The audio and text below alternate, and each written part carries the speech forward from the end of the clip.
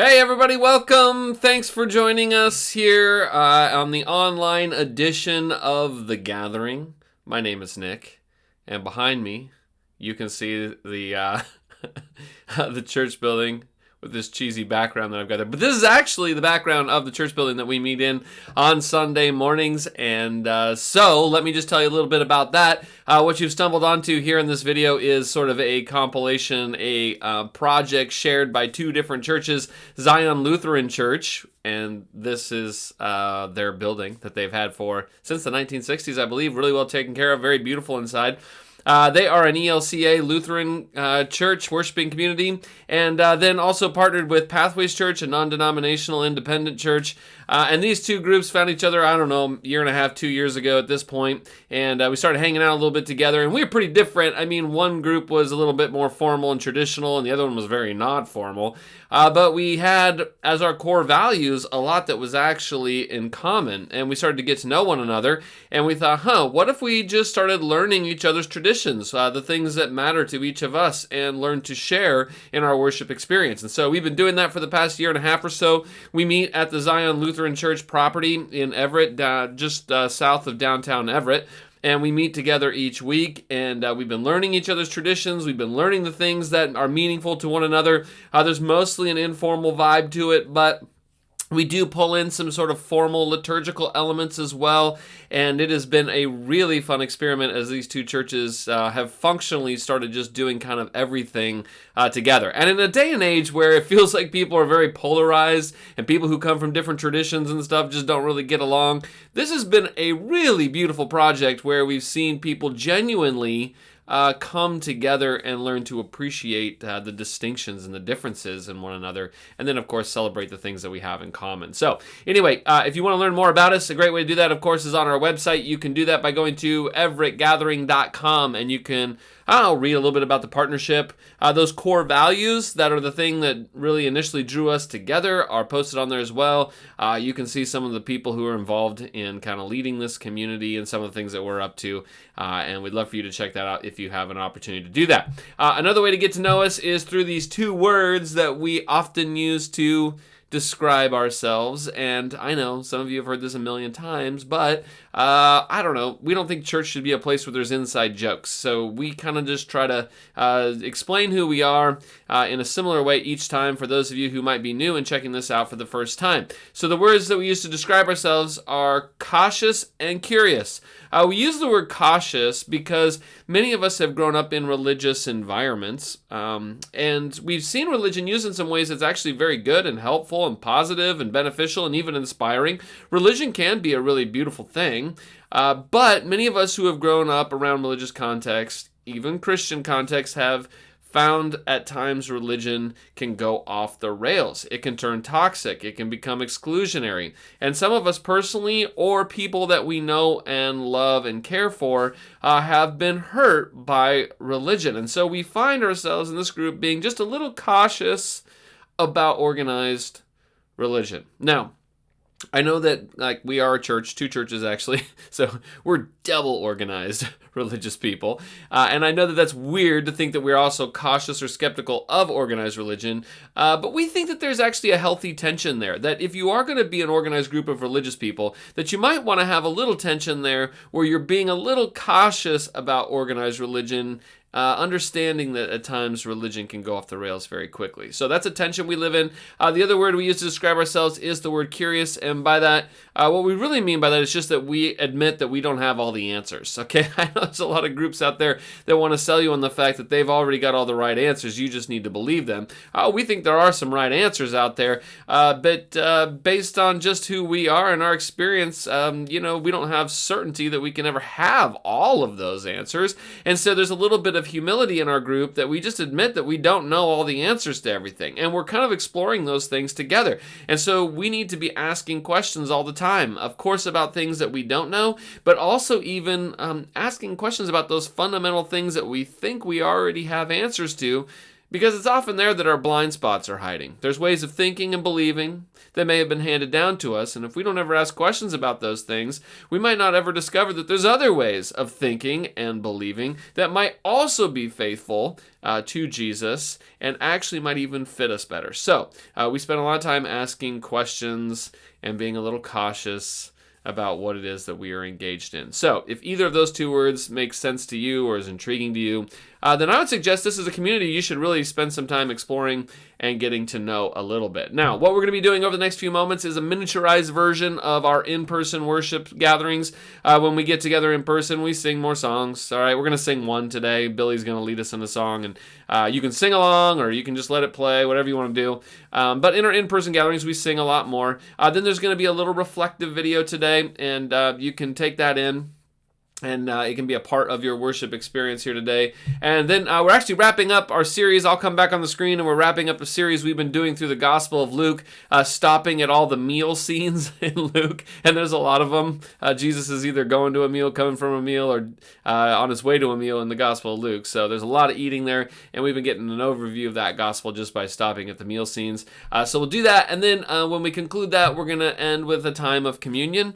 And in our in-person gatherings, we supply the things that you will need for that, but here online you'll need to round up a couple of items if you'd like to participate. You'll need something for the bread, which could be a little piece of bread, it could be a little cracker, that would be fine, and then you'll need something for the cup, which could be a little bit of juice, or maybe it's a little bit of wine left over from last night's dinner, but you can get that on hand, and then there'll be a little video that plays that you could pause and take more time if you'd like, or just let it play and take communion with us today. And then we'll wrap up the whole thing with some announcements as we kind of head out of here. Okay, so that's pretty much it. Why don't we just jump right into the music? Billy's going to lead us in one song, then you'll have that little reflective piece, and then I'll be back here on the screen right after that. Okay, see you in a few moments.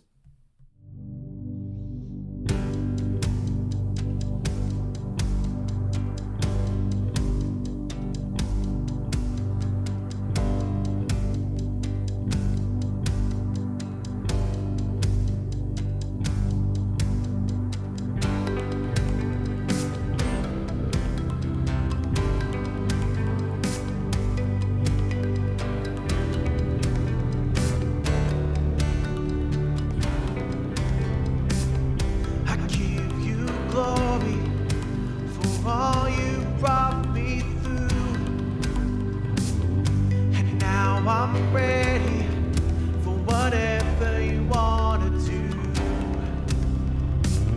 I'm moving forward to follow after you. And now I'm ready for whatever you want to do. Your presence is an open door.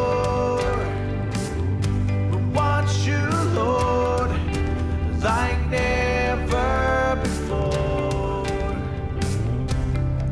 Your presence is an open door.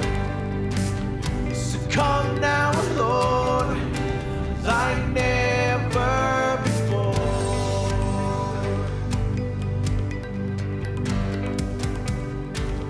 In every season, your grace is enough, and I'm believing the best is yet to come. The cross before me, my hope of things above, and in you, Jesus, the best is yet to come. Your presence is an open door. We want you, Lord, like never before. Your presence is an open door. So come now, Lord, like never before.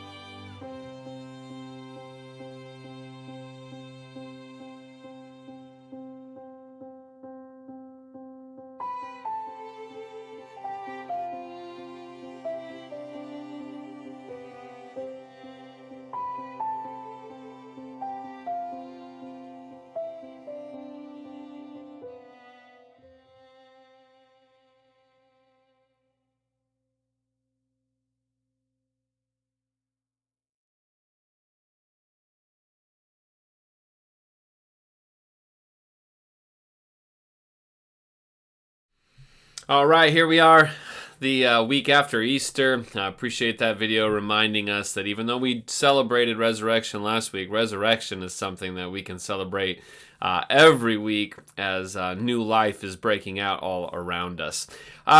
Speaking of life and death, anybody here like ghost stories? You know, like you remember sitting around the campfire, flashlight, someone telling ghost stories, or movies about ghosts or something. I don't really love ghost stories. I really don't like freaky, scary stories, you know, supernatural or otherwise. I don't really like scary horror movies.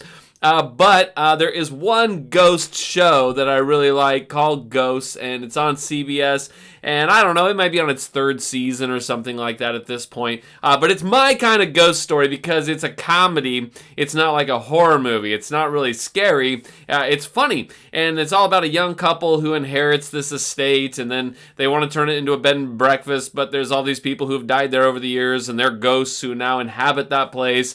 And they don't want to turn it into a B&B, and the wife has this tragic fall. She falls down the stairs and hits her head, but because of that, it allows her to be able to see these ghosts, and her husband can't, but she gets to talk to the ghosts all the time, and she gets to know them, and you discover that they're good ghosts. They're not really bad ghosts, you know.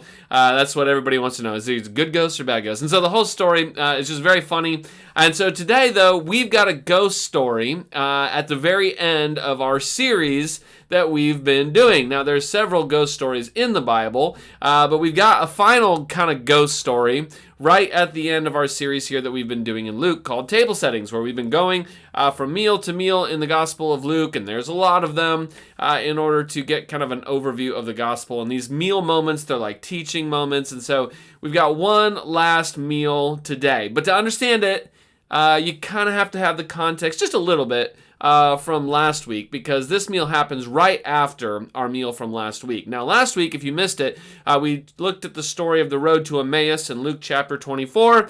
Jesus has died. Some women have gone to the tomb and discovered that the tomb is empty, and there's some angels who've been there and said, like, well, you're looking for the living among the dead. I mean, I don't know why. Jesus is gone. He's come back to life. They don't see him, but they go and tell the disciples the news, and then one of the disciples goes and takes a peek, and he discovers that the tomb is empty also, but nobody sees anybody like Jesus, right? So they've heard rumors here he might be alive, but they don't really know for sure. And so most of the disciples are scared and are hiding. Well, two disciples decide to make a break for it. They're getting out of Jerusalem, because if your leader's been killed, it's, probably a good time to get out of town, right?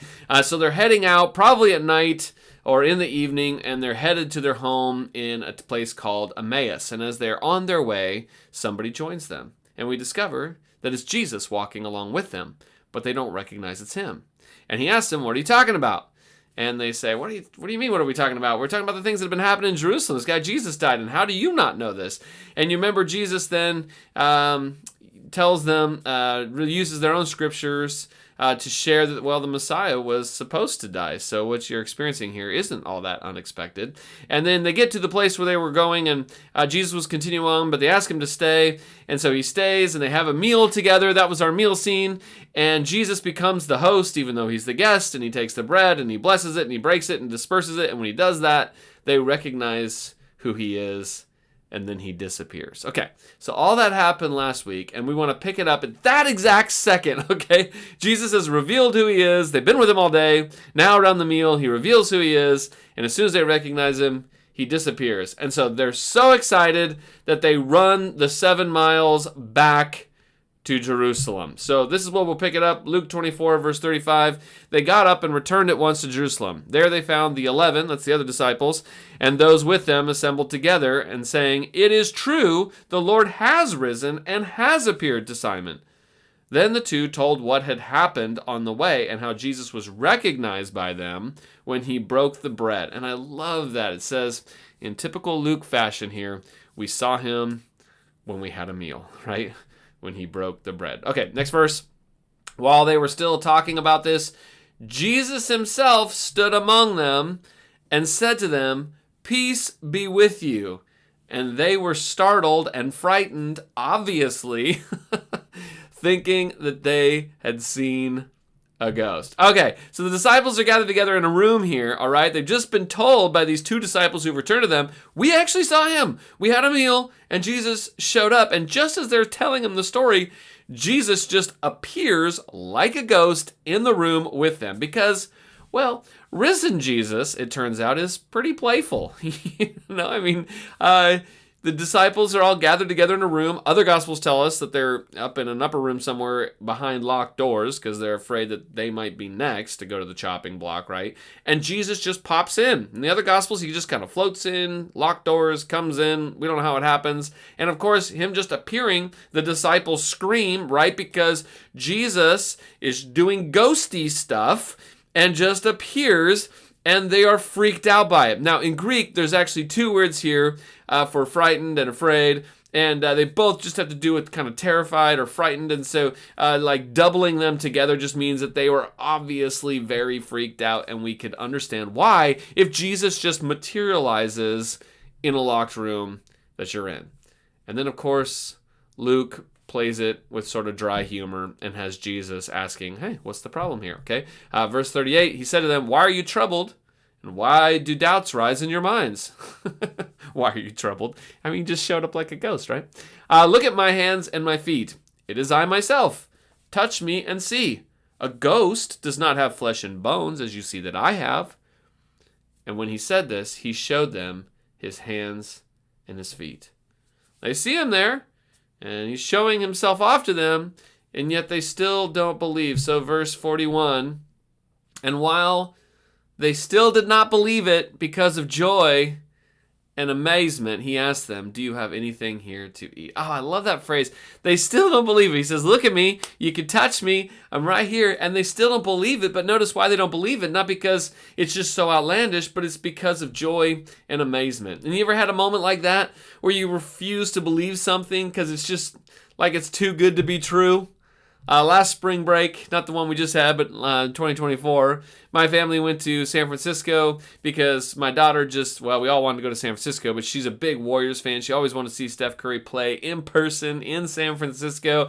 And so we got tickets, and it was just this amazing day, and we went in. And I remember we got into the arena, and Peyton was just so amazed. Like, this is just her dream to be there. She was so happy, so much joy that she walks in, and she just said, is this real? Are we really here? It just seemed too good to be true. And that's what's happening to the disciples here.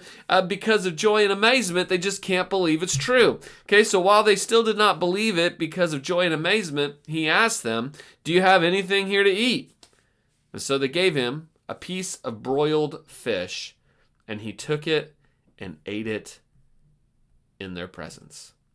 Now here is Jesus eating again. Okay? I mean, even after dying, the dude is still eating, right? I mean, I told you, Luke's gospel is obsessed with food. Jesus cannot stop eating. I mean, the dude dies, and he's still eating. And so here is our final meal here, all right? And yes, it's only Jesus eating, so, I'm cheating a little bit here. But it is a meal. Jesus is eating. They must have been eating in order to offer it to him, I suppose. And so Jesus here eats this broiled fish. And this meal actually is here to sort of answer some of the early church's questions. The main question here that they might have had is, so is Jesus a ghost? Is that what's going on here? I mean, the ancient world believed in ghosts. Now, maybe you don't, all right? Some of you say, well, I do. So you say, well, I don't really believe in ghosts. But in ancient times, they believed in ghosts. Everything in the ancient world was enchanted, okay? I mean, everything they saw around them, they thought, had spirits or gods or supernatural things behind all of it. And decades after this event occurred, the church later in Luke's day is asking, did Jesus really come back to life? Or was he just a ghost? You see, because they believe in ghosts, but a person coming back to life. And Luke wants the church to know that physical resurrection has happened. Something a little more impressive than just a ghost, which they believed in readily. This wasn't just a hallucination. This wasn't just a ghost. And so what Luke does is he has Jesus offering a little demonstration some proof. And so there's two key things, right? Jesus says, go ahead and touch me. You can touch my body. I got flesh and bones, as you can see. Touch me. I mean, it's proof. I'm not a ghost. Could you touch a ghost like that? No, they're non-material. But I'm material. You can feel me. And then the other test here is watch me eat. Obviously, ghosts probably don't need food, And you can just imagine the disciples watching as Jesus takes a bite of fish. They're just wondering, where's that going to go? Is it just going to fall out somewhere or whatever? And then it stays in his body and think, oh, wow, maybe he's real. Now, this was a big day. This is a big deal in Luke's day because some people said that Jesus, he was never really human. It looked that way, but he was just really spirit. And Luke wants them to know, now he was really human and he really died and he really came back to life again, so much so that he could eat and you could touch him and feel him. Now, the other big question for people in the early church was, is it good? Now, this person came back to life, but the question is he good? I mean, ancient people didn't have a problem believing in supernatural things, but the question was always, are they good or bad?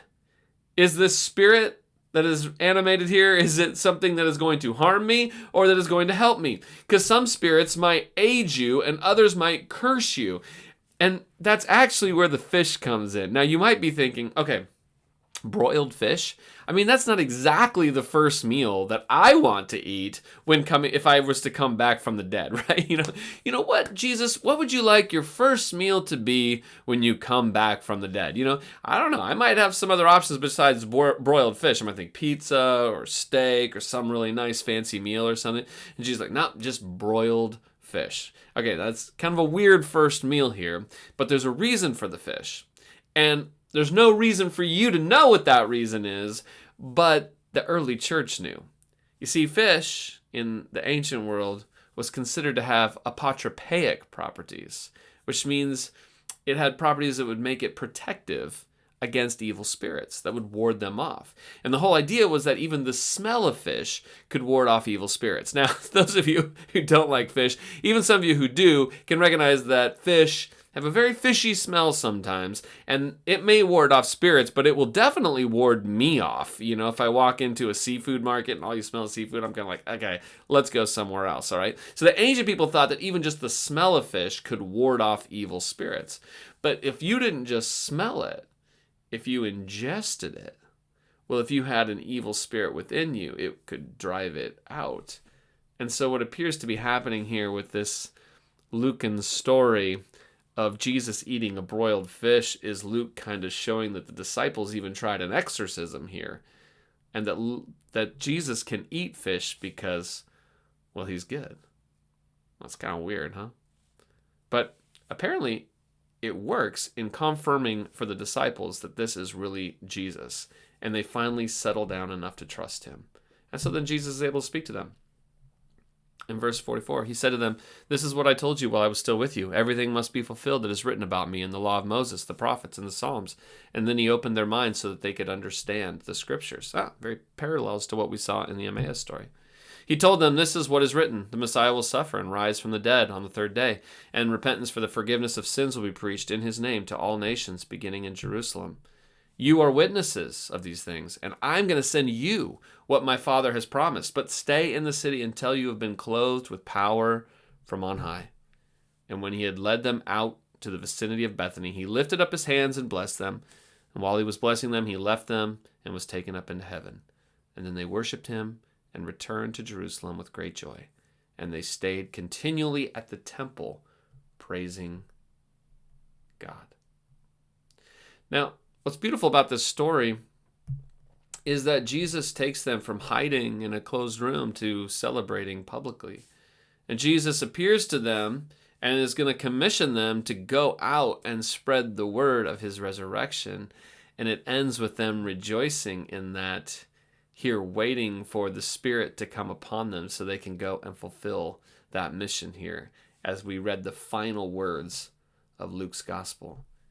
And Luke includes this story here because it's this supernatural experience that the disciples have that leads them to become these powerful witnesses all over the world, because they believe that God, Jesus, actually spoke to them And Luke wants his church decades later to have the same boldness that these disciples have in going into the temple courts and praising every day. He wants his church to have that same boldness in living like Jesus. And so he reminds them of this supernatural resurrection stories of Jesus. Now, it's a good story, but I don't really believe in ghost stories, do you? They might have lived in an enchanted world, but I don't. I don't see a devil behind every bush, and I don't think it rains because the gods are happy or it stops raining because the gods are angry. I live in a world that has scientific explanations for things. I live in a world where when someone says, God talks to me, I kind of take a step back for a minute.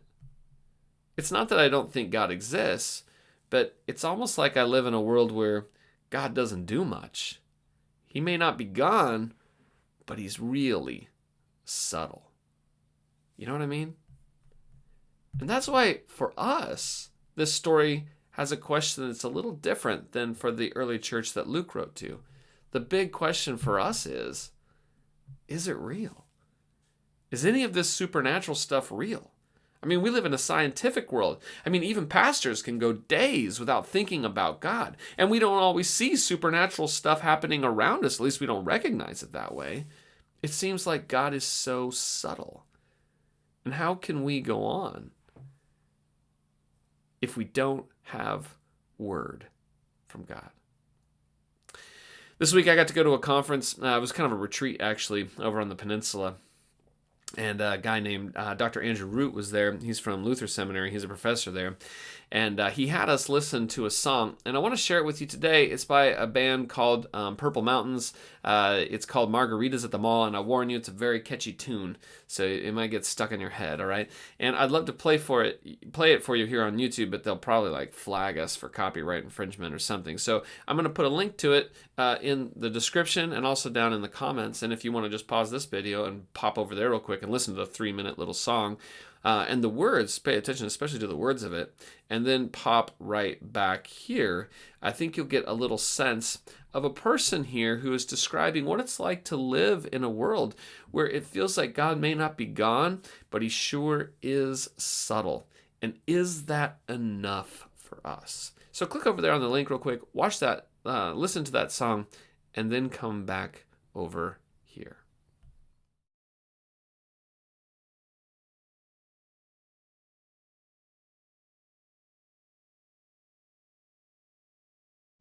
All right, I told you that's kind of an earworm, right? I mean, that song, Margaritas at the Mall. We're just drinking margaritas at the mall. You're going to get it stuck in your head, okay? You're going to be singing it while you're doing the dishes one day.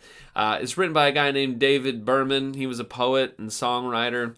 And I love that phrase that he has there, right? How long can the world go on under such a subtle God? And this is a guy who didn't grow up in church or go to Sunday school or anything like that. He doesn't even have a religious background. But he's noticing if God exists, he's so subtle, I don't really even know if it matters whether he exists or not. And if we've got a God here, it's so subtle and doesn't do anything that we see supernaturally, then is that enough? And you ever felt that way? Have you ever felt like perhaps you believe in God, but his interaction with the world is so subtle that it doesn't much mean things to you? I'm going to show you a little clip from Andrew Root. I love to let him tell you some of these things in his own words. A quick little clip here. He's got a great little little video here on what it means to recognize the supernatural among us. And he starts with a story about a particular author who wrote a book where she went and talked to people who said that they heard from God. So let's watch this little quick clip together. You've heard of, named T.M. Lerman, Tanya Lerman, who wrote this award-winning book called When God Talks Back. Really quite a fascinating book. Like I said, won a couple awards. And what it is she's an anthropologist. And she said, there's an interesting division within our culture amongst all the many divisions. There's one that we haven't quite given enough attention to. And this division is that there are people in our world, in our society, who talk very easily about God speaking to them. They're not a big group, but they talk all the time. God talks to them about all sorts of things. And she says, we have another group of people who share cubicle walls with those people, a larger group of people who think anyone who talks like that God has spoken to them. Those people are out of their mind. They're not to be trusted. Like, this is potentially low-grade schizophrenia. There's an issue here. And so she wanted to explore this divide. She wanted to learn about these people who said God spoke to them. So she did what any good anthropologist does. She moved in with those people. So she was in the Chicago area, and she joined a Vineyard church, and she spent 3 years in this Vineyard church. Really beautiful. She then moved to Northern California and spent 3 more years in another Vineyard church. 6 years she spent living with these people, and then she wrote this book. And it is really an interesting book. And she ends it in the most beautiful way. She says, well, first of all, can we say that people who say God speaks to them, that this is some kind of mental ailment, that this is low-grade schizophrenia? And she says, absolutely not. You can't say that. There's no correlation between mental illness and people who hear God speak to them. You cannot say that. Now she says, can I say that God is speaking to them? She said, well, I mean, I'm an anthropologist at Stanford. You don't get tenure for saying God speaks to people, so I'm not going to say that either. But she says, what I can tell you is that during these 6 years of living with these people, my father died, and their prayers saw me through. It's really quite beautiful. And I was just mesmerized by this book. I thought, that is really just so interesting. But then I thought, what would happen if you went to a couple traditions where you don't really get rewarded, even in a church, for talking about God speaking to you? You know, like you go to a Lutheran or a Presbyterian church and say, hey, God told me, or God speaks to me, and people step back. They're not all that comfortable with that. So I went to the Pacific Northwest, which, you know, I mean, stereotypically is one of our unchurched areas, if we even like that phrase, but people who tend to find all sorts of spiritualities, but often not in a church. And I went to 2 Presbyterian churches and a Lutheran church. And I did this thing called life history interviewing, which what you do is you just create 6 big questions. You take an hour of time, and on the person's permission, you record the conversation. You just let the conversation go, then you transcribe it and look for themes. And so I tell you that because it's just 12 people. It's not like a conclusive study across, you know, America or anything like that. 12 people. But all 12 of these people, I asked them, have you ever had an experience where you felt like God spoke to you? Like you heard God speak to you? All 12 of these people said, I have. Fascinating. One guy, 75-year-old guy, said, oh my gosh, in the Lutheran church, said, I hate it. I hate it so much when anyone says God speaks to them. I don't trust anyone who ever says God speaks to them. I just don't trust them. I tune them out. I just will not listen to anyone who says God speaks to them. Except one time. And everybody had an at least one-time story. And they were beautiful stories. I mean, really beautiful stories. A correlation between them all was that they all felt God speak to them when they were called into ministry. I don't mean like called to go to seminary or to get ordained or to become a music director. I mean called in the sense, like this guy who said, I don't trust anyone, whoever says God speaks to them, said, yeah, the one time that happened to me, I was in my front yard, I was raking, and my best friend who had lived across the street for 40 years, his wife had just died. And I knew he couldn't get out of bed for a week. He was in so much depression for losing his wife. And I heard God say to me, go and tell Gus this. And it was a kind of call to care for another human being, to proclaim the presence of God in that moment. They all had this experience. I was taken back by it. And I asked them, and they were beautiful stories. I said, well, have you ever told anyone in your church this story? They said, never told anyone. No one in their church had they ever told this story. I said, well, surely, of course, surely you've told your pastor. I mean, your pastor nominated you to talk to me. Of course you've told your pastor. No, never told their pastor that story. How long can the world go on under such a subtle God? This God isn't subtle. This God is moving. And yet there's no pastoral space to create for these stories to be articulated. No moment in our congregational life for people to wrestle with these narratives. Well, the most powerful one was the last interview I did, and it was the youngest woman in my study, youngest person in my study. Her name was Rachel. She's probably 35. She came into her pastor's office on a Sunday morning, and she looked like she wanted to be anywhere but talking to me. She didn't know who I was. She didn't care. She just did this because her pastor, she loved her pastor. He asked her to do this, but she really wanted to be anywhere else. She told me right away, like, I'm really busy. I have 2 kids, kind of mid-elementary age kids, early elementary age kids. I'm tired, I'm a single mom, I'm busy, I'm a single mom, I'm busy, and it just wasn't working. We were 45 minutes in, and this was just not a good conversation. It was one-sentence responses to anything I would ask, and I finally was like, well, maybe this isn't going to work. But I had one more question with her now, about 8, 9 minutes left, and I said, Rachel, have you just ever had an experience where you felt so deeply ministered to that you felt assured it was the presence of Jesus Christ, that you met Jesus Christ? And her whole disposition changed, and she says, I have. And then she said, I've never told this story before. She said, I have told you that I'm a single mom, but I haven't told you why I'm a single mom. She said, I'm a single mom because 4.5 years ago, my husband got on a flight in Seattle and flew to Chicago. He was supposed to be gone for 3 days for a business trip. He was gone 13 hours, and I got a phone call. And on the other line was this very, very awkward young man. And he kept stopping and starting and trying to tell me something, but he couldn't get the words out. And she said, I answered the phone. He was like, hi, ma'am, I'm calling from the hotel your husband stayed at last night. So, ma'am, I'm calling because, oh, gosh. Let me start over. So, ma'am, I'm calling because, well, it seems like, okay, so, ma'am, here's the situation. So what's happened is, okay, ma'am, oh, gosh, I don't even know how to do this. So, ma'am, here's the situation. Ma'am, your husband is dead. Said our cleaning crew went through your husband's room to clean the room this morning. There clearly had been some kind of accident. We called the ambulance right away. They came. They pronounced that your husband is dead. They said he had been dead for a while. My manager is now dealing with that. I've been asked to call you to inform you of the hospital morgue that we were sending his body to so you can make arrangements to bring it home. She says, as soon as she hears these words, first of all, they make no sense to her. Like, she can't make them compute. It took her forever. She just kept on saying, what? And not even yet because she was in grief, just because she couldn't make them make sense. Finally, when they made sense, she said she had this visceral feeling of the color being sucked out of the room. And she was just now living in black and white. And she looked into the living room, and she had a preschooler and a toddler, and her thought to herself was, my life is over. That was her first thought. How do I live through this? She takes out a business card. She writes the hospital morgue of the address her husband his body has been taken to. She hangs up the phone. She calls her mother to come stay with her kids. She books a flight. She tells me, she says, I know no one in Chicago, not one person. I'm going to fly to Chicago. I'm going to identify the body, sign the paperwork I need to, and I'm going to fly back to Seattle. She said that flight, that flight to Chicago, she said it lasted 10 minutes. It lasted 10 days. She said, I was drowning in so much grief, I didn't even feel like my body was in time.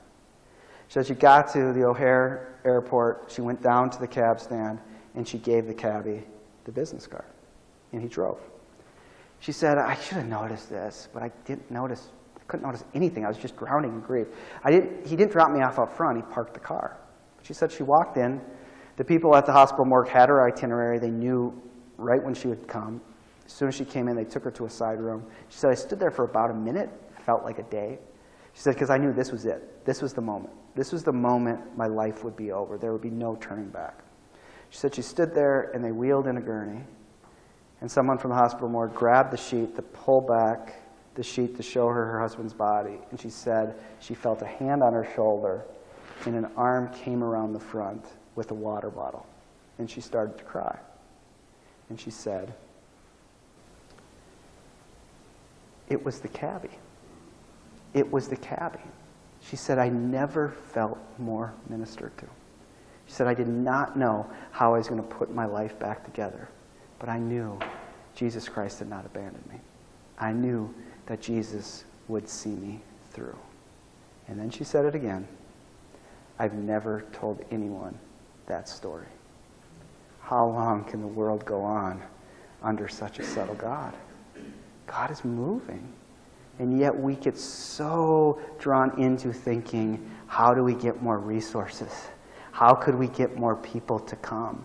And my deep gut is that people are more yearning to try to make sense of their deepest stories of brokenness and loss, to someone to journey with them.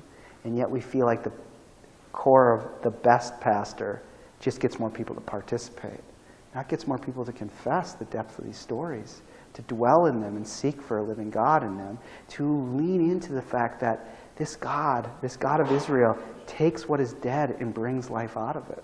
That this God ministers new life out of nothingness and death. And these stories exist. They are there.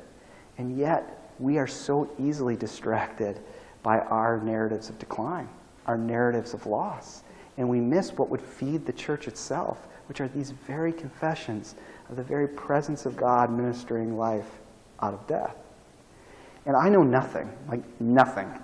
So this is all fictional, but I know nothing about that cabbie. Nothing.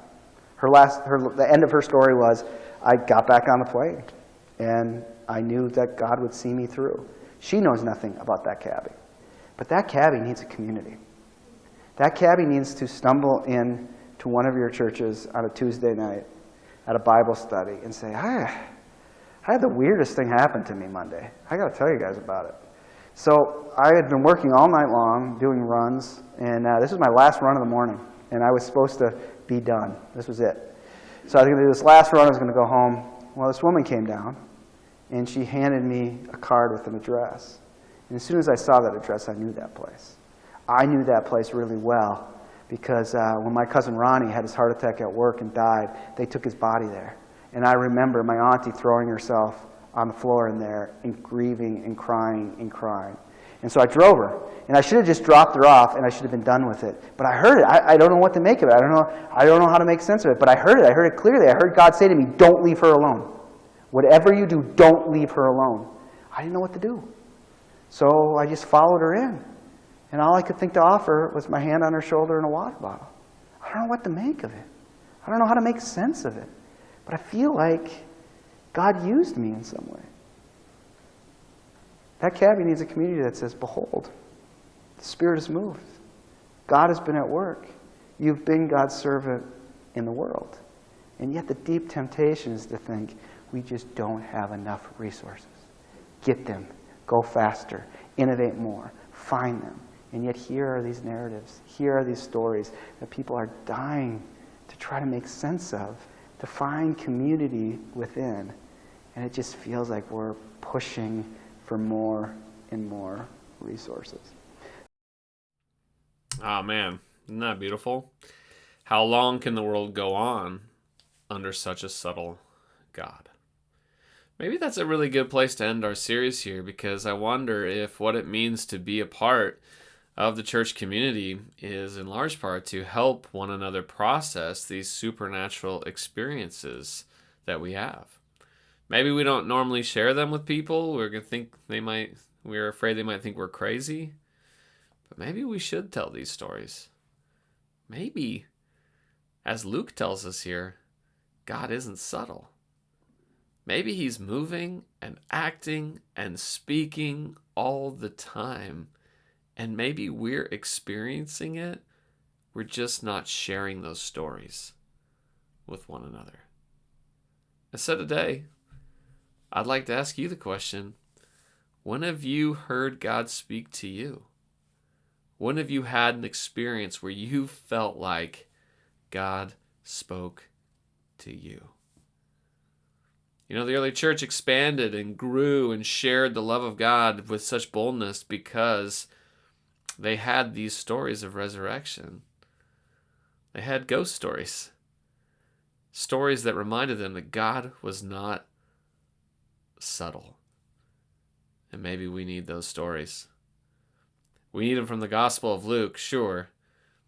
But we need to tell them among ourselves.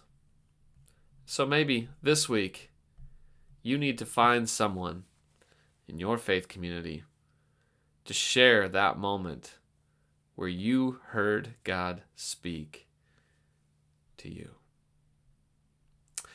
We're going to go to communion now, where we celebrate the love that God has for us, that God has not been subtle, that he has acted. He has stepped into human history, become one of us, allowed our selfishness and sin to do its worst to him. He died, but then triumphed over it with new life. It is not a subtle act. It is the most demonstrable act ever in the history of the world. And that's what we want to celebrate here today. The video is going to play here in a minute, and you're welcome to take those communion elements if you've got them on hand. And then afterwards, after we take communion, we'll wrap everything up with some announcements. But let me pray for us first. God, we thank you so much today that you are a God who moves and acts, that you are doing things today. And then sometimes we get trapped in our little frame of seeing everything through scientific lenses. And of course, there's some beauty in that, and there's some things that are true there too. But God, we pray that you'd help us see beyond that to where it is that you are acting and where it is that you are moving. As we come to the table today, we're reminded that you have acted in very significant ways in the past, that you have come, died, and rose to life again. And we pray that we would see that new life and the way that you're speaking and drawing it out of us each day as we go throughout our life. We love you. We thank you. And it's in your name we pray. Amen. Okay, let's go to communion.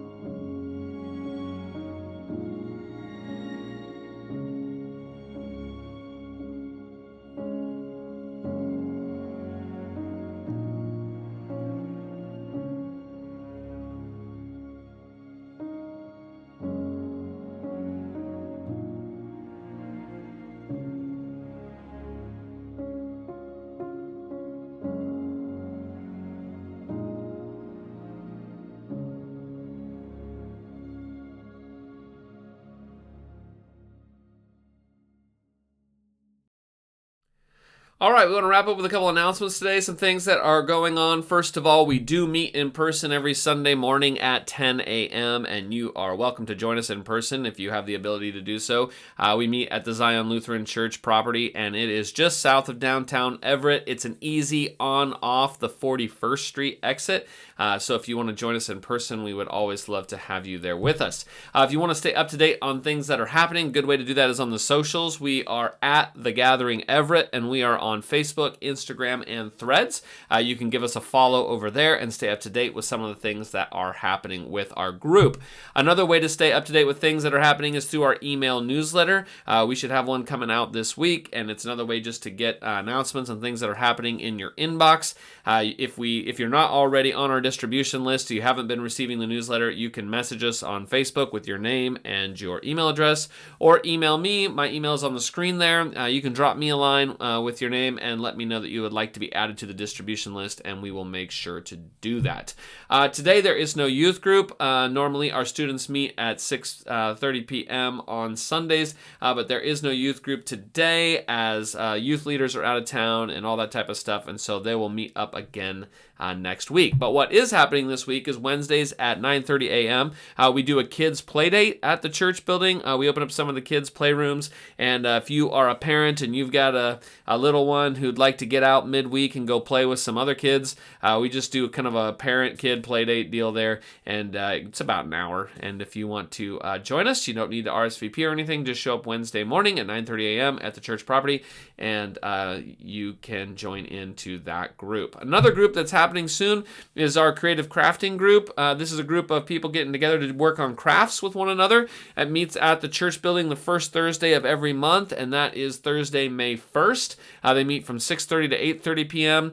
If you want to join, just show up, bring a project that you're working on, and you get to see what other people are working on and maybe get inspired to do something that way. And you also get a chance just to craft next to some other friends, meet some new people. If you want to bring some snacks, you're invited to do that. And that is a fun time that you are just invited to join. Then also our Theology Pub meets, the next meeting is Wednesday, May 14th. We're going to meet at the Scuttlebutt Tap Room in downtown Everett. We bring in pizza, and so all you got to do is buy drinks, and we just have a discussion. And we'll probably talk about some Luke stuff in this one. And if you want to join us, you're welcome to do that. You don't have to drink beer. There's Diet Coke and root beer and all sorts of other things that are non-alcoholic. If you want to just grab one of those, that's great as well. And then finally, if you'd like to give, you can do that online. You can give at our website at everettgathering.com/donate, and you can make a one-time gift or a recurring gift. And we want to say thank you to those of you who have already been giving. Okay, I think that's pretty much it as far as announcements go for this week. Next week, we're going to jump into something new, so that's fun. We'll get away from Luke here, but I should know that the lectionary will be following Luke all year long, and we make those readings available in our handout each week in our in-person gatherings so that you can have something to take home as sort of a Bible reading plan if you would like to do that. And so there will still be readings through Luke throughout that for the rest of the year. Okay, that's pretty much it. Hope to see you next week, and it's supposed to be a nice one, I think, again in the Pacific Northwest, so enjoy it out there, and we'll see you right here next time. All right, bye.